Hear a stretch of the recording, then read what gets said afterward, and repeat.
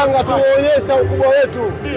Tumecheza na binadamu na majini, leo tumeweza kuwashona kwa Benjamin Mkapa. Unamaanisha nini? Silva sio kiboko. Yeye mnaweza mkaona watu, sio watu hawa. Kama Malawi. Nyie tuacheni leo tufanye hivi. Kazi ilikuwa nzito kuwatoa hawa. Hawa hatari, uongo baba. Hawa hatari. Hatari kivipi, kimbinu au hatari kinini yani? Tufanye tu hivi. Tumshukuru Mungu hawa tumewatoa. Wanatusubiri kwa hamu. Nasemaje?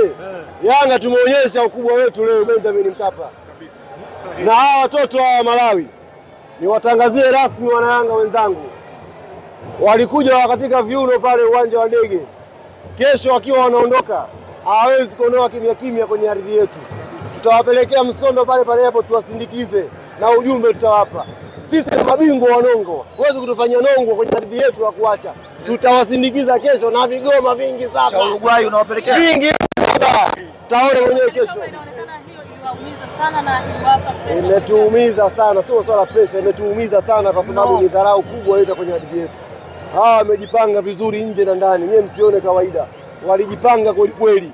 Simuona moshi mnono mkubwa, moto umewaka leo. Kazi ilikuwa nzito ndugu zangu, msifikiri rahisi. Kwamba jini katoka kwa moshi mweusi umeonekana Benjamin Mkapa leo. Sio kazi nyepesi Yanga kwenda hatua ya makundi.